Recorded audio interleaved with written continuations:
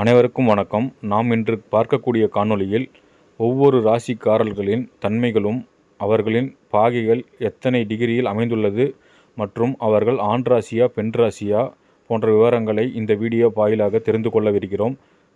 முதலில் நாம் பார்க்கக்கூடியது காலபுருஷ தத்துவத்தில் முதலாம் ராசியாக இடம்பெற்றுள்ள மேசராசியை பற்றி நாம் பார்க்கவிருக்கிறோம். ஒவ்வொரு ராசிகளுக்கும் 0 to 30 டிகிரி என்ற அடிப்படையில் மொத்தம் 12 ராசிகளுக்கு 360 டிகிரி வீதம் ராசி மண்டல அடிப்படையில் கணக்கிடப்பட்டு ஜோதிடம் கணிக்கப்படுகிறது. அதில் முதல் ராசியான மேச ராசிக்கு 0 டிகிரி முதல் 30 டிகிரி பாகையாகவும், தற்போது அது ஆண் ராசியாகவும், சரம் என்ற தன்மையை கொண்டதாகவும், உறுப்புகளில் தலையையும் தர்மம் மற்றும் நெருப்பு ராசியாகவும் காணப்படுகிறது. அடுத்து நாம் இரண்டாவது ராசியான ரிஷப ராசியின் 30 டிகிரி to 60 டிகிரி பாகையாக கணக்கிடப்பட்டு இது பெண் ராசியாகவும், சிரம் என்ற அமைப்பை கொண்டும், முகம் உறுப்புகளை கொண்டு கர்மம் மற்றும் நிலராசியாக காணப்படுகிறது. அடுத்து நாம் ராசி மண்டலத்தின் மூன்றாவது ராசியாக கருதப்படும் மிதுன ராசிக்கு 60 டிகிரி to 90 டிகிரியாக கணக்கிடப்பட்டு ஆண் ராசியாகவும், உபயம் என்ற தன்மையை கொண்டு மார்பு பகுதியை உறுப்பாக கொண்டதாகவும், காமம் மற்றும் காற்று ராசியாக திகழ்ந்து விளங்குகிறது.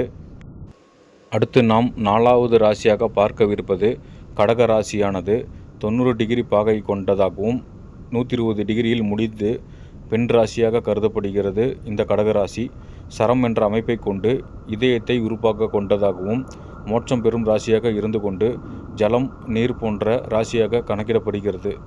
ராசி மண்டலத்தின் ஐந்தாவது ராசியாக கணக்கிடப்படும் சிம்ம ராசியானது 120 டிகிரி பாகை முதல் 150 டிகிரியாக கணக்கிடப்பட்டு இது ஆண் ராசியாகவும், ஸ்திரம் என்ற தன்மையை கொண்டும், வயிறு பகுதியை உறுப்பாக கொண்டதாகவும், தர்ம ராசியாகவும் மற்றும் நெருப்பு போன்ற அமைப்பை கொண்ட ராசியாகவும் இந்த சிம்ம ராசி விளங்குகிறது.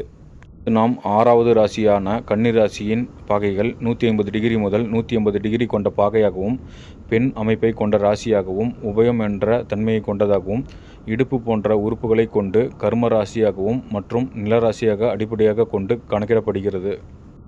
ஏழாவது ராசியான துலாம் 150 டிகிரி பாகை முதல் 210 டிகிரி பாகையை கொண்டதாகவும், ஆண் ராசியாக அமைப்பை கொண்டு சரம் என்ற தன்மையை கொண்டும், உறுப்புகளில் அடிவேரை அமைப்பாக கொண்டு காமம் மற்றும் காற்று ராசியாக திகழ்கிறது. அடுத்தபடியாக எட்டாவது ராசியான விருச்சிக ராசி 210 டிகிரி முதல் 240 டிகிரி பாகை கொண்டதாகவும், பெண் ராசியாகவும் அமைப்பை கொண்டு பெண் தன்மை கொண்ட ராசி மற்றும் ஸ்திரம் அமைப்பை கொண்டதாகவும், பாலினக்குறியை உறுப்பாக கொண்டும் மோட்சம் மற்றும் ஜல ராசியாக கணக்கிடப்படுகிறது. ராசி மண்டலத்தில் 9வது ராசியான தனுசு ராசி 240 பாகைகள் கொண்டு ஆரம்பித்து 270 டிகிரி பாகையில் முடிகிறது. தற்போது இது ஆண் ராசியாக தன்மையை கொண்டதாகவும், உபயம் என்ற தன்மையை கொண்டு தொடையை உறுப்பாக கொண்டு தர்மம் மற்றும் நெருப்பு ராசியாக திகழ்கிறது. அடுத்து நாம் பார்க்கவிருப்பது 10வது ராசியான மகர ராசி. இது தற்போது 270 டிகிரி பாகை முதல் 300 டிகிரி பாகையாக கொண்டு விளங்குகிறது.